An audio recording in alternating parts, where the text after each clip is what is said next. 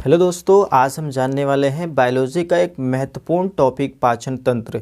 पाचन तंत्र यानी कि यहाँ से प्रश्न आपको कोई भी एग्ज़ाम दे रहे हैं, चाहे वो आपका बोर्ड का एग्ज़ाम हो, चाहे आप कंपटीशन एग्ज़ाम दे रहे हैं, तो यहाँ से प्रश्न निश्चित है कि आपको कहीं ना कहीं यहाँ से प्रश्न आपको देखने को मिल सकता है।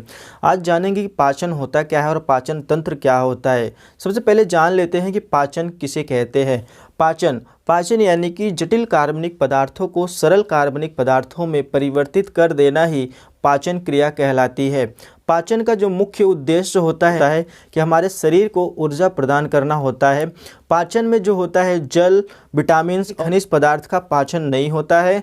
पाचन इनका जो होता है इनका अवशोषण होता है।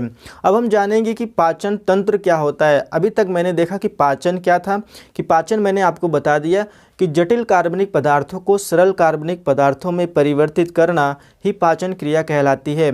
जैसे मान लीजिए कि आप जब भोजन करते हैं, वही भोजन जब छोटे छोटे कण में परिवर्तित हो जाता है, वही सरल कार्बनिक पदार्थ बन जाता है। यानी कि सरल यानी कि छोटे छोटे कण में बदलना ही सरल कार्बनिक पदार्थ होता है। भोजन का जो मुख्य उद्देश्य होता है सरल कार्बनिक पदार्थ होता है। आगे बात करेंगे, करके पढ़ेंगे। एक को आहार नाल और दूसरा है पाचक ग्रंथि। आहार नाल में हम कई तरह के भाग को देखेंगे, वन बाय वन करके इसको समझेंगे और इनके फंक्शन को देखेंगे। एक को बोलेंगे मुख गुहा, दूसरे को बोलेंगे ग्रास नली, तीसरे को आमाशय, चौथा है छोटी आंत, पांचवा है बड़ी आंत और छठा गुदा है। इन सब का फंक्शन क्या होता है, इन सब का कार्य क्या होता है हमारे बॉडी में, पाचन क्रिया में ये लोग किस तरह से अपनी भूमिका निभाते हैं, इन सारी बातों को हम वन बाय वन करके समझेंगे। सबसे पहले जान लेते हैं कि ये फिगर के बारे में। मुख गुहा आपका जो ऊपरी हिस्सा होता है, ये वाला हिस्सा, ये वाला मुख गुहा कहलाता है। फिर इसके अंदर का हिस्सा जिस माध्यम से भोजन हमारे अमाशय तक पहुंचता है उसे हम ग्रास नली कहते हैं। अमाशय, ये है अमाशय। अमाशय में भोजन 4 से 5 घंटा तक रुकता है। नेक्स्ट बात करेंगे अग्नाशय। अग्नाशय एक तरह की ग्रंथि होती है जो भोजन को पचाने में मदद करता है। नेक्स्ट है यकृत। यकृत भी एक तरह की ग्रंथि होती है, यह भी भोजन को पचाने में मदद करता है। यकृत का और भी काम होता है, वो मैंने आपको एक अलग टॉपिक पढ़ाया है यकृत के बारे में। अगर आप नहीं देखें तो आप पीछे वीडियो में जाकर देख सकते हैं। अगला है बड़ी आंत। बड़ी आंत में भी भोजन का अवशोषण और पाचन होता है। नेक्स्ट है छोटी आंत। छोटी आंत में भी भोजन का पाचन और अवशोषण होता है। नेक्स्ट है गुदा। यहाँ पर पचे हुए भोज्य पदार्थों का इकट्ठा यानी कि उत्सर्जी पदार्थ बनता है यहाँ पर। नेक्स्ट है अपेंडिक्स। अपेंडिक्स यह एक अवशेषी अंग के रूप में रह गया है। अपेंडिक्स का इस समय हमारे बॉडी में कोई काम नहीं है। तो आगे बात करेंगे पाचक ग्रंथि। पाचक ग्रंथि में हम देखेंगे लार ग्रंथि, जठर ग्रंथि, लीवर, अग्नाशय, आंत्र ग्रंथि। लार ग्रंथि आपको मुंह में मिलेगा, यानी कि मुंह में लार ग्रंथि आपको मुंह में मिलेगा। जठर ग्रंथि जो है वो आमाशय में मिलेगा। कहाँ पर मिलेगा? आमाशय में जठर ग्रंथि पाया जाएगा, आमाशय में। यकृत, लीवर मैंने आपको बता दिया, लीवर ये भी भोजन को पचाने में मदद करता है। अग्नाशय भी मैंने आपको दिखा दिया, ये अग्नाशय है। आंत्र रस, आंत्र ग्रंथि, हमारे बॉडी में छोटी छोटी ग्रंथियां होती हैं जिसे हम आंत्र ग्रंथियां कहते हैं। ये भी एक तरह से भोजन को पचाने में मदद करती है। दोस्तों, अगर आपको स्क्रीनशॉट लेना है तो स्क्रीनशॉट ले लीजिए। सबसे पहले हम बात करेंगे मुख गुहा। मुख गुहा के बारे में देखेंगे। मुख गुहा यहाँ पर लिखा गया है मुख गुहा। मुख गुहा में 3 जोड़ी लार ग्रंथियाँ पाई जाती है। कितनी जोड़ी? 3 जोड़ी लार ग्रंथियाँ पाई जाती हैं। एक सामान्य मनुष्य में प्रतिदिन 1 से 1.5 लीटर लार का निर्माण होता है। वो एंजाइम्स जो होते हैं वो भोजन को पचाने में मदद करते हैं। सबसे पहले देखेंगे लाइसोजाइम। लाइसोजाइम का क्या काम होता है कि लाइसोजाइम का जो फंक्शन होता है वो यह जीवाणुओं को नष्ट करते हैं। कभी जब आप भोजन करते हैं तो भोजन करते वक्त जब कोई बैक्टीरिया, जब कोई जीवाणु आपके मुंह में चला जाता है तो ये लाइसोजाइम क्या करता है, उस बैक्टीरिया को नष्ट कर देता है, उस बैक्टीरिया को मार देता है।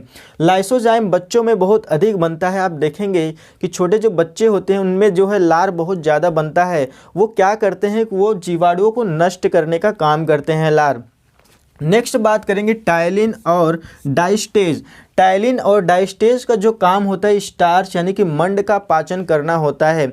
ये हमारे मुंह में ही मंड का पाचन हो जाता है, लेकिन पूर्ण रूप से इसका पाचन नहीं हो पाता है। मंड का पाचन कौन करेगा? टाइलिन और डाइस्टेज एंजाइम। मंड क्या होता है? चोकर। चोकर जिसे हम भोजन करते हैं उसका जो ऊपरी छिलका होता है वही चोकर होता है। ये मंड यानी कि चोकर का पाचन कौन करेगा? टाइलिन और डाइस्टेज। नेक्स्ट बात करेंगे म्यूकस। ये हमारे मुंह में ही एक तरह का एंजाइम्स पाया जाता है म्यूकस। यह भोजन को क्या करता है? लुगदी बनाता है, चिपचिपा बनाने का काम करता है म्यूकस। ये रहा मुख गुहा के बारे में। मुख गुहा में क्या होता है? लाइसोजाइम, टाइलिन, डाइस्टेज और म्यूकस नाम के एंजाइम्स पाए जाते हैं जो भोजन को पचाने में मदद करते हैं। नेक्स्ट बात करेंगे ग्रास नली। ग्रास नली ये मुख गुहा से नीचे अमाशय के ऊपर का हिस्सा जो होता है वो ग्रास नली कहलाता है। ग्रास नली में क्या होता है कि यह भोजन को पहुंचाने का एक माध्यम होता है। ग्रास नली भोजन को पहुंचाने का एक माध्यम होता है। आप ध्यान दीजिएगा कि इसमें जो होता है भोजन का पाचन नहीं होता है, और जो भोजन पहुंचता है वो क्रमानुकुंचन गति से पहुंचता है। ऐसा नहीं है कि जब भी आप भोजन करें और घटाक से जो है अमाशय में पहुंच जाए, ऐसा नहीं है। जब भी भोजन करेंगे धीरे धीरे गति से जो है अमाशय में पहुंचेगा, उसी को कहते हैं क्रमानुकुंचन गति से जो है भोजन अमाशय तक पहुंचता है। तो नेक्स्ट बात करेंगे अब हम अमाशय के बारे में। आहार नाल का अगला भाग है अमाशय, स्टमक, जिसे बोलते हैं स्टमक अमाशय। अमाशय जो होता है मुख गुहा, मुख गुहा के बाद ग्रास नली, ग्रास नली के बाद अमाशय आता है। यानी कि जो अगर क्रम से बात करें आहार नाल का तो ये तीसरा भाग होता है अमाशय। अमाशय में हम बात करें अमाशय के बारे में तो अमाशय में जो है 4 से 5 घंटा भोजन 5 घंटा स्टोर होता है, 4 से 5 घंटा रुकता है। अमाशय के 3 भाग होते हैं। अमाशय होते हैं कौन कौन से हैं? कार्डियक, फंडिक और पाइलोरिक। ये 3 भागों में अमाशय का अलग अलग काम होता है। 3 भागों का ये अलग अलग काम होता है अमाशय में। कौन कौन सा काम होता है? कार्डियक। कार्डियक जो होता है अमाशय का सबसे ऊपरी हिस्सा होता है, ये वाला हिस्सा जो ग्रास नली से जुड़ा हुआ या फिर हृदय के नीचे वाला हिस्सा होता है, जिसे हम बोलेंगे कार्डियक। कार्डियक जो होता है अमाशय का सबसे ऊपरी हिस्सा होता है। कार्डियक में ही HCl का निर्माण होता है जो हाइड्रोक्लोरिक अम्ल, यह बहुत ही एसिड होता है। ये जीवाणुओं को मारने का काम करता है। HCl जो होता है, जो एसिड होता है HCl, ये जीवाणुओं को मारने का काम करता है। मैंने आपको बताया था कि जब भी हम भोजन करते हैं, भोजन करते वक्त अगर कोई जीवाणु हमारे बॉडी में हमारे खाना के माध्यम से हमारे शरीर में प्रवेश कर गया तो HCl उसे नष्ट कर देता है, HCl उसे मार देता है। लाइसोजाइम होते हैं जो बैक्टीरिया मारने का काम करते हैं। अगर जो बैक्टीरिया शेष बच जाते हैं वो HCl इनको मार देता है। HCl यानी कि हाइड्रोक्लोरिक अम्ल इन्हें नष्ट कर देता है। नेक्स्ट बात करेंगे भोजन को कौन तोड़ता है? भोजन को तोड़ने का भी कार्डियक काम करता है। जो कार्डियक होता है भोजन को तोड़ने का काम करता है। अगला है फंडिक। ये अमाशय का दूसरा हिस्सा यानी कि बीच वाला हिस्सा होता है फंडिक। भोजन आकर इसमें कुछ समय के लिए रुकता है, यानी कि 4 से 5 घंटा भोजन फंडिक में आकर रुकता है और इसे रोजी भी कहते हैं। फंडिक को हम रोजी भी कहते हैं। ये भोजन को रोक कर रखता है। जो फंडिक होता है इसकी संरचना जो होती है कांटेनुमा होती है और भोजन आकर इसी में फंस जाता है, जिस कारण भोजन इसी में 4 से 5 घंटा रुकता है और ये भोजन को रोक कर रखता है। इसकी संरचना जो होती है वो कांटेनुमा संरचना होती है। नेक्स्ट बात करेंगे पाइलोरिक। पाइलोरिक में जठर ग्रंथि होती है जो जठर रस का स्राव करती है। पाइलोरिक में जठर ग्रंथि होती है जो जठर रस का स्राव करती है। जठर रस 2 तरह के पदार्थ का निर्माण करती है, एक रेनिन है, दूसरा है पेप्सिन। रेनिन जो होता है दूध का पाचन करती है और पेप्सिन जो होता है वो प्रोटीन का पाचन करती है। रेनिन जो है दूध को पचाकर दही में बदल देता है। पेप्सिन जो होता है वो प्रोटीन को पचाकर पेप्टोन्स में बदल देता है। कभी आप देखे होंगे बच्चों में रेनिन की मात्रा अधिक पाई जाती है। देखे होंगे जब वो दूध पीते हैं अगर कुछ समय के बाद वो वॉमिटिंग कर देते हैं तो दूध जो होते हैं दही में परिवर्तित हो जाता है। बच्चों में जो रेनिन की मात्रा होती है वो अधिक होती है, जबकि पुरुषों में यानी कि वयस्क में रेनिन की मात्रा कम हो जाती है बच्चों के मुकाबले। आप देखे होंगे कभी कभी भोजन करते वक्त हमें तुरंत नींद लगने लगती है। ऐसा क्यों होता है? ऐसा इसलिए होता है क्योंकि जब भी हम भोजन करते हैं तो सारी ऊर्जा, सारी एनर्जी हमारे बॉडी की वो भोजन को पचाने में लग जाती, जिस कारण हमें नींद आनी शुरू हो जाती है। बात करेंगे हम नेक्स्ट टॉपिक पे। नेक्स्ट बात करेंगे लीवर और अग्नाशय के बारे में। लीवर और अग्नाशय एक तरह की ग्रंथि है जो भोजन को पचाने में ये लोग भी मदद करते हैं।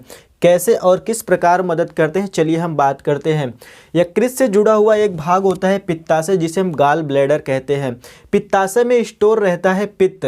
पित्त का निर्माण कहाँ होता है, लीवर में, और पित्ताशय में यह पित्त जो होता है स्टोर यानी कि इकट्ठा रहता है। पित्त जो होता है एक तरह का क्षारीय रस होता है जो भोजन को यह अम्लीय से क्षारीय में परिवर्तित कर देता है।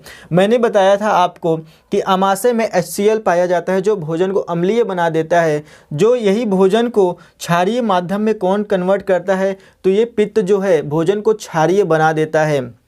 एक चीज़ मैं यहाँ पर बताना भूल गया आमाशय के बारे में, HCl जो होता है बहुत ही एसिड होता है और HCl के लिए आमाशय की दीवारों में एक म्यूकस पदार्थ पाया जाता है जिसे HCl से सुरक्षा प्रदान करता है। नहीं तो अगर HCl इतना एसिड होता है, अगर ये म्यूकस पदार्थ नहीं पाया जाएगा तो आमाशय की दीवार को ये नष्ट कर देगा HCl, जिस कारण आमाशय को सुरक्षा प्रदान करने के लिए, HCl से बचने के लिए जो है आमाशय में म्यूकस नाम का एक पदार्थ पाया जाता है जो क्षारीय होता है, आमाशय की दीवारों को सुरक्षा प्रदान करता है।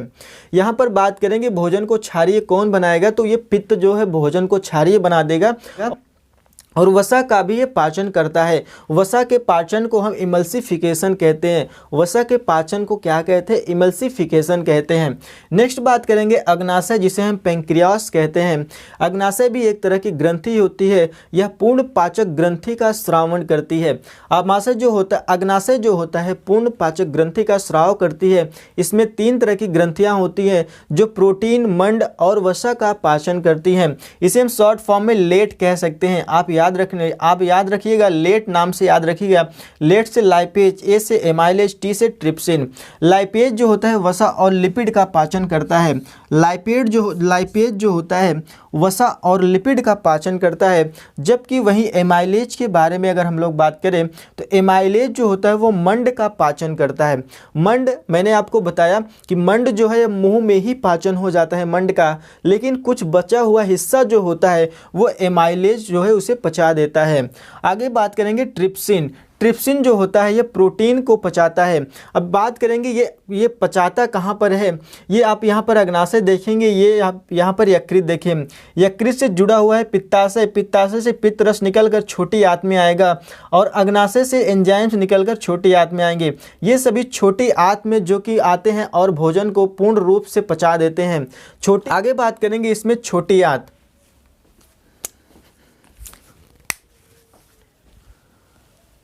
बात करेंगे हम छोटी आंत, स्मॉल इंटेस्टाइन। छोटी आंत कहने में तो केवल छोटी है, लेकिन ये आहार नाल की सबसे बड़ी संरचना होती है छोटी आंत। ये है आपकी छोटी आंत, ये छोटी आंत होती है। इसकी जो छोटी आंत की लंबाई होती है 6 से 7 मीटर इसकी लंबाई होती है। छोटी आंत में पूर्ण रूप से पाचन हो जाता है भोजन का, और इसमें भोजन का अवशोषण भी होता है। भोजन का आंशिक रूप से पाचन, लेकिन अवशोषण ज़्यादा होता है। और छोटी आंत के 3 भाग होते हैं जो भोजन को पचाने में और भोजन को अवशोषण करने में मदद करते हैं। Duodenum, jejunum, ileum. छोटी आंत में आपको अगर बात करें, छोटी आंत का एक हिस्सा निकालें हम, ये अगर छोटी आंत में रसांकुर पाए जाते हैं जिसे हम विलाई कहते हैं, विली कहते हैं, जो भोजन को ये अवशोषण करने में मदद करता है। भोजन को अवशोषित करने में ये विलाई मदद करते हैं, इसे हम विलाई कहते हैं या फिर रसांकुर बोलते हैं। आगे बात करेंगे बड़ी आंत। जब भोजन का पूरी तरह से अवशोषित हो जाता है तो ये भोजन जो है छोटी आंत से फिर ये बड़ी आंत में पहुंचेगा। भोजन बड़ी आंत में जब पहुंचेगा तो इसमें जल और खनिज पदार्थ का अवशोषण किया जाता है। बड़ी आंत क्या करेगा, जल और खनिज पदार्थ का अवशोषण करेगा। और बड़ी आंत के कई भाग होते हैं जिसे हम कोलन कहते हैं। बड़ी आंत के कई भाग होते हैं जिसे कोलन कहते हैं। बड़ी आंत से जुड़ा हुआ एक भाग होता है अपेंडिक्स। यहाँ पर आप देखेंगे अपेंडिक्स जो होता है मनुष्यों में एक अवशेषी अंग के रूप में रह गया है। अपेंडिक्स का हमारे शरीर में कोई काम नहीं होता है, एक अवशेषी अंग है। ऐसा कहा जाता है कि जो अपेंडिक्स होता है ये सेलुलोज को पचाने में मदद करता था, जो कि पहले के मानव शाकाहारी हुआ करते थे, जिस कारण ये अपेंडिक्स उस समय क्रियाशील था, लेकिन इस समय ये निष्क्रिय हो गया, एक अवशेषी अंग के रूप में ही रह गया है। बात करेंगे गुदा, पचे हुए भोज्य पदार्थों का ये जब पूर्ण रूप से पच जाता है तो ये उत्सर्जी पदार्थ के रूप में बदल जाता है, जिसे गुदा के माध्यम से बाहर कर दिया जाता है। दोस्तों ये था पूरा पाचन तंत्र। उम्मीद है कि पाचन तंत्र आपको बहुत ही अच्छे से समझ में आया होगा। अगर नहीं समझ में आया तो वीडियो आप पॉज करके समझेंगे तो निश्चित है कि आपको। दोस्तों अगर वीडियो अच्छा लगा तो वीडियो को लाइक, शेयर और सब्सक्राइब करके जाइएगा। Thanks for watching.